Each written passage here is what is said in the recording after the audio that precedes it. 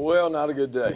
Didn't have a lot of focus, not a lot of intensity out there, and it's a little disappointing to come off of a Monday being off. And we had a lot of mental errors. I think we've hit a wall with our installs. Maybe overloaded the players a little too much. I'm not sure. Real sloppy on defense. A lot of busts, a lot of bad snaps and mishandled snaps on offense. I'll be honest with you, it was probably what I expected to happen Saturday, as opposed to today. So was not where we need to be. Didn't throw and catch the ball real well, and gave up a lot of big plays on defense, which is never good. So we got to do a better job as coaches to help these kids and not overload them with the install. So did some good things in special teams, and I think the punt team's improving and getting a lot of reps on protection. So that's been a key thing for us, and we're kind of starting to implement our field goal PAT block teams and getting that taught, although we did not kick any field goals yet, which will be interesting when we do as well. So open it up to questions. Bryce still your main guy? Yeah, good. Oh, at punting? Yeah. Yeah, he's been punting. I'll be honest with you, Chip, I hadn't seen it all the way through. When we watched the tape, he's been the best punter, but he hasn't always been with the ones. So I initially thought you were talking about quarterback. He did take some reps today with the ones at quarterback. So we're rolling those guys around and doing some things there. But sometimes during punt, he's not the first one over there because he's coming from a different spot. So we're really focusing on the protection part and trying to get as many reps as we can. But if we had to punt today, he would be the punter. On Bryce, a lot of people focus on Grayson as last year's starter. Jacob is the new guy. Right. About Bryce, I tell you, I've really been pleasantly surprised with Bryce. You know, we do a lot of drills where everybody's everywhere and we watch him. I called him, I talked to him today. I said, Bryce, before practice, I said, I think you're too casual. I think that you relax a little too much. I need you to be more assertive, take more of a leadership role. Show me that it means something to you. Show me that you want it. And he's been trying to do a better job of that. You know, I don't have a baseline comparison because I really hadn't seen him before at leadership role. So I think he's got to improve that. But he did roll in there some with the ones and make some throws.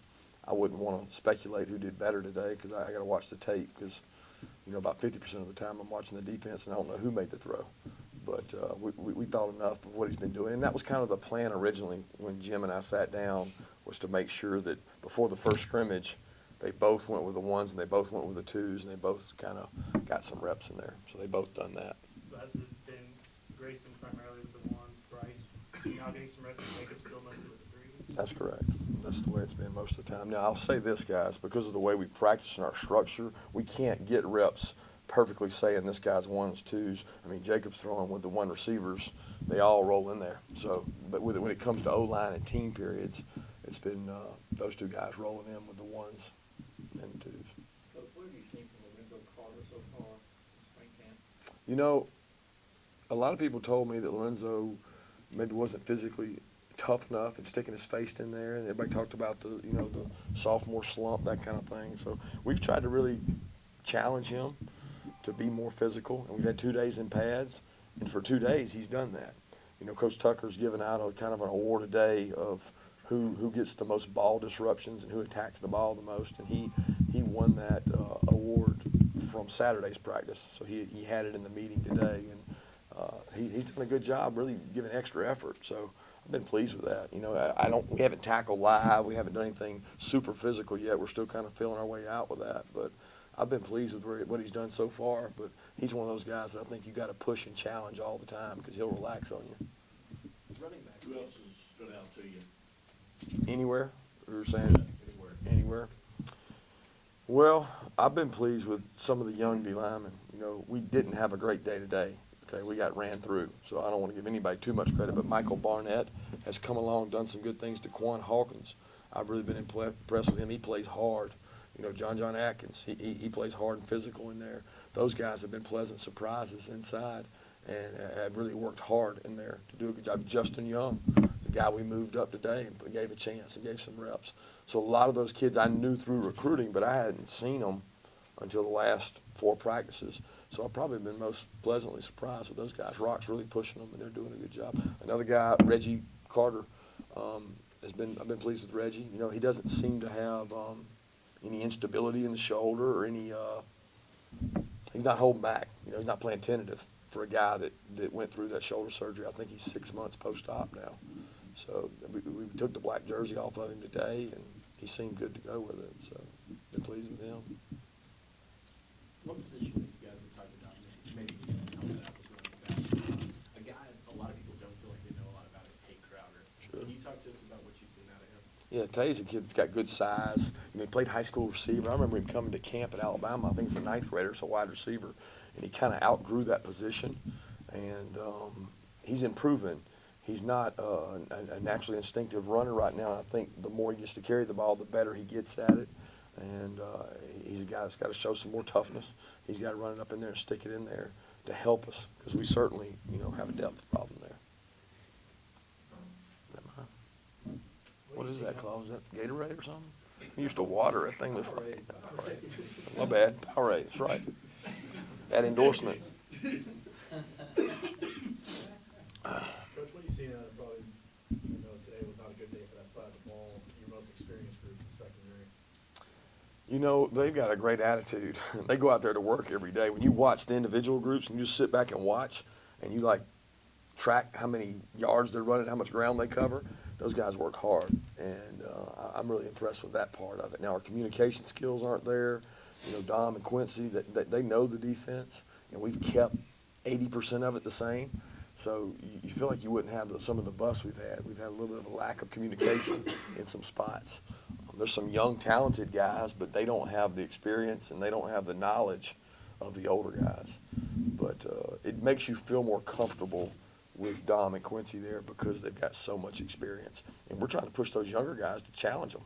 You know, but a lot of those guys don't have the knowledge that those guys got. They're not as comfortable. They can't play as fast because they're thinking now. And the last thing we want is guys thinking out on the field too slow. Coach, obviously in the fall, more competition, but talk about Kendall in that first group and what you've seen out of him and sort of compete. The O-line you're talking about? Yeah, you know, Kendall's been a pleasant surprise to me because I didn't really know what to expect. He's playing the left tackle spot. He's competing. We challenge Kendall every day to play with more toughness. I mean, it's pretty much, you're going to hear that theme over and over, that every position's got to play with more toughness. Tate Crowder, Lorenzo. We want Kendall to play with more toughness and be more physical. So we're doing a lot of drills to try to create that for him. But he's done a good job. Cablano's been very consistent. The other, you know, Dashawn Sims has been playing over at right guard. He's done a good job. We may have to get him some reps at tackle.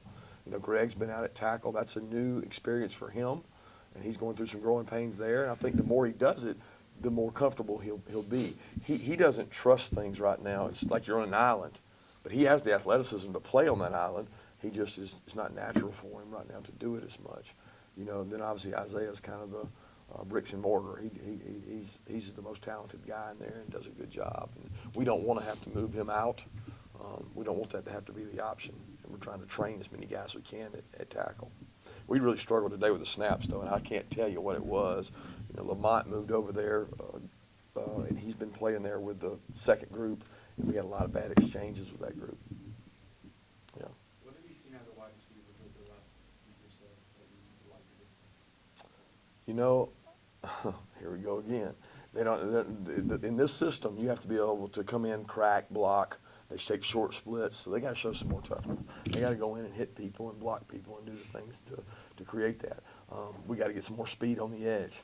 Got to blow by people and run by people, because all the hard play action stuff we do, where it's a hard play action, there's a split second where you're going to be wide open because everybody sucks up. Those guys have got to get behind the defensive backs to have some explosive plays is what we're trying to get out of them. So I'm not seeing enough of that at all. We got to improve there a lot. Besides toughness, what are you hoping to see and achieve on Friday's scrimmage? Well, Friday won't actually be a scrimmage for us. Our first scrimmage will be the next Saturday. Friday is a coach's clinic, so we're going to have a couple live periods, but it won't be a true scrimmage. But obviously toughness. I want to see some guys tackle in the open field. I want to see some guys get the ball out. I want to see some offensive guys protect the ball. Efficiency is a big thing that we're preaching on offense. You know, every offensive player has a target sheet, and it shows how many times you were targeted. Now, a target does not mean you dropped it. It could have been a bad throw, but you were still a target. And we're trying to see who right now is leading that category. When the ball's thrown your way, we get a catch. You know, and right now the leader is a fullback. Of course, that's an easier throw.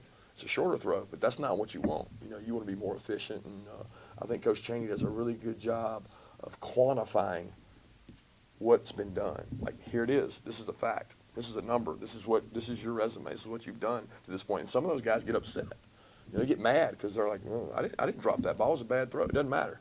When you were targeted, this is the completion rate. Maybe you're not big enough. Maybe you don't have a big enough catch radius. You know, maybe you drop a ball, but it's just the facts. So we're trying to quantify things for them so we can improve them. Kirby, I saw a tweet with you and Demetrius Robertson. I guess he signed financial aid. Yeah, he did. How do you envision him if he decides to come here? Man. Where you line him up? Fast. We need speed. But, you know, he's a really talented player that we've obviously recruited really hard. I've had a relationship with the kid since his 9th grade year, recruiting him at Alabama, and then coming here and continuing to recruit him. Coach Schumann's had a good relationship with him. So, you know, we think a lot of him talent-wise. You know, he actually at time wanted to be a DB. And sometimes he goes back and forth on that, you know. But he is a talented, fast guy, you know, 10'5", 10'4", 100-meter guy that can really stretch the field. And he's a competitor now. I mean, they tossed the ball to him in high school. So, I mean, he could get back there and do a lot of things that Coach Chaney used. Even when he was at Pitt and when he was at Tennessee, he used guys a lot of ways to get him the ball. So he's a feature player. Coach, just as a follow-up to that, as far as Demetrius goes, I know his whole family was here with him and everything. What was, I guess, the big message to the entire group as far as your pitch, the school's pitch, and bringing here to UGA? Well, I feel like we've been pitching it for a long time, man.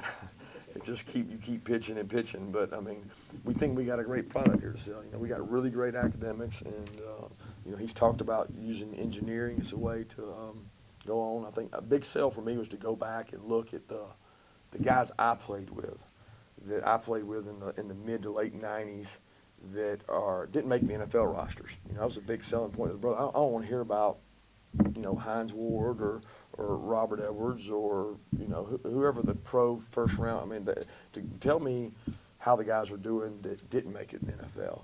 So we did a really intensive study and went through and found guys that were really successful and doing well in different fields. And I think, you know, that was a good sales pitch for him because he gets it now. Just have one more. You talked about a running back position last week, some guys that may possibly get some work there. I mean, do you know who you might try to move over there and get them some work? We haven't. We early on, we wanted to get possibly Shaqiri. We discussed it with Shaqiri. We talked about it with a couple other guys. But to be honest with you, we had Jason Stanley have a little bit of a hamstring. And then we had another guy the other day in practice, Chigbu, I think it was, banged up his knee. So now we're sitting there going, when we wanted to move a guy over, we couldn't really afford to do it and get it there. We can get one more. Yeah. Yeah, obviously I wanted to address Jonathan. I was going to open with it probably there. But, you know, Jonathan made a huge mistake. He embarrassed himself. He embarrassed our team, his family, and our family. And, you know, I'm really disappointed in Jonathan. He knows that we can't handle that behavior. We can't have that behavior. You're held to a higher standard when you come to the University of Georgia, and he should know that. And he made a critical mistake. And as you guys well know, the student handbook, he'll have to adhere to a 10% penalty, so he'll get suspended for a game. And you know, a decision does not define you, is what I told him. So this poor decision he made does not define him, but he has got to take some corrective measures. We got to give him some help, and he'll be punished internally as well. And he is very remorseful, and he spoke to the team, and we hope that he learns a lesson from this. Thank you. Thank you, guys.